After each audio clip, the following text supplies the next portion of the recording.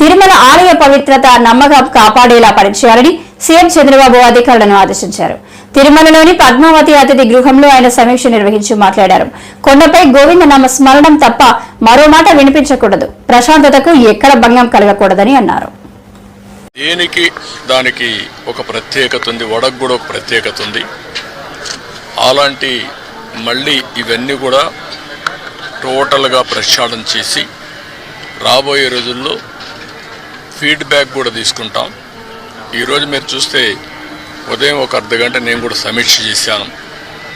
నా సమీక్షలో ఒకప్పుడు ఏవైతే పగడ్బందీగా చేయడానికి మొత్తం గ్రీన్ కవర్ అయితే ఇప్పుడు 72%కి వచ్చాం. డీప్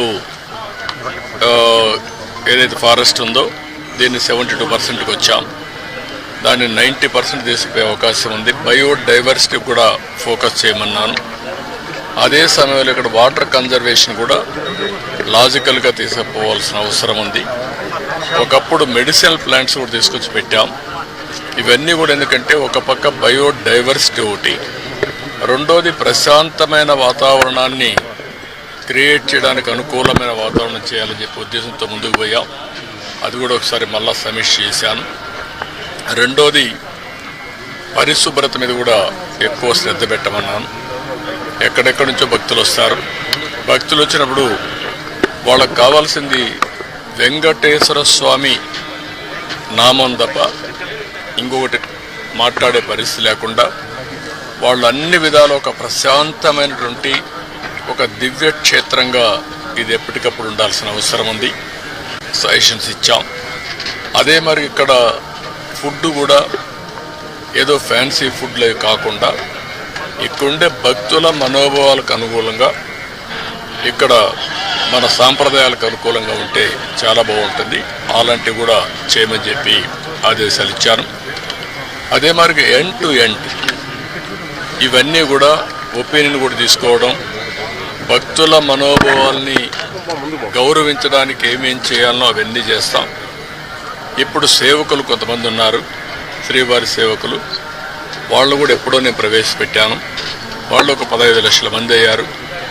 వాళ్ళు కూడా ఒక స్పిరిచువాలిటీ సైడ్ ఎట్లా తీసుకెళ్ళాలి, వాళ్ళల్లో కూడా భక్తి భావం ఎట్లా పెంచాలి, ఇక్కడే కాకుండా నిజ జీవితంలో కూడా వెంకటేశ్వర స్వామి శ్రీవారి సేవకులు ఉన్నప్పుడు వాళ్ళు నిజ జీవితంలో కూడా దీన్ని ఆచరించాల్సిన అవసరం ఉంది. వాళ్ళకి కావాల్సిన ట్రైనింగ్ అవన్నీ ఇచ్చి వాళ్ళు కూడా కెపాసిటీ బిల్డింగ్ చేస్తాం.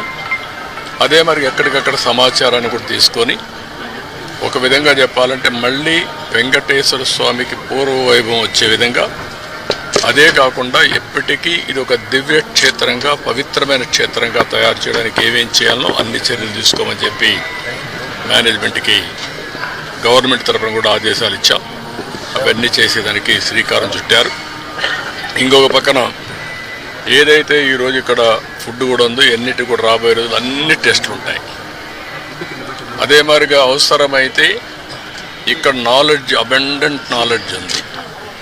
అలాంటి నాలెడ్జ్ని ఎవరు కూడా రిప్లికేట్ చేయలేకపోయే పరిస్థితికి వచ్చారంటే ఇక్కడ వెంకటేశ్వర స్వామి మహిమ కూడా ఉంది. ఏది నడిపించినా వెంకటేశ్వర స్వామి నడిపిస్తాడు. మనం నిమిత్త మాత్రమే.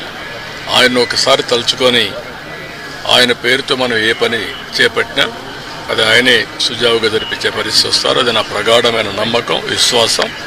అందుకే నేను నిద్రలేస్తే ఎప్పుడైనా సరే నాకు ఏ కష్టం వచ్చినా ఆయన ఒకసారి తలుచుకొని దానిపైన నిర్ణయం చేసుకుంటాను.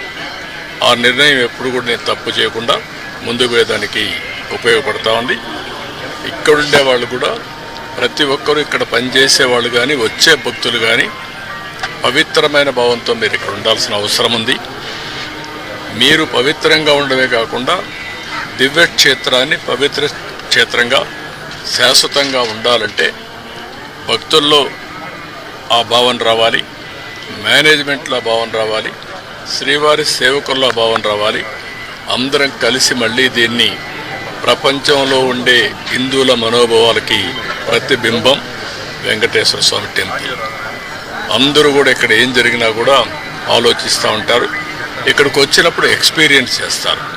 అలాంటి ఎక్స్పీరియన్స్ చేసే సమయంలో దీన్ని అందరం కూడా ఈ ఎకో సిస్టాన్ని ఎట్లా కాపాడడానికి పూర్తిగా సహకరించమని అందరికీ చెప్పాను. మార్నింగ్ కూడా కొన్ని ఆదేశాలు ఇచ్చాం. ఆదేశాలన్నీ పాటిస్తారని చెప్పి నేను ఆశిస్తున్నా. ఎప్పటికప్పుడు గవర్నమెంట్ ఓవరాల్ గైడెన్స్ ఇస్తాం. పాలక మండలి లేకపోతే ఇక్కడ మేనేజ్మెంట్ అన్నీ కూడా జాగ్రత్తగా చూసుకుంటాం.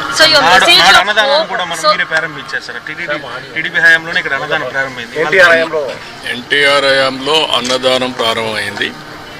ఈరోజు ప్రపంచంలోని ఒక సెంటర్లో ఇంత పెద్ద ఎత్తున అన్నదానం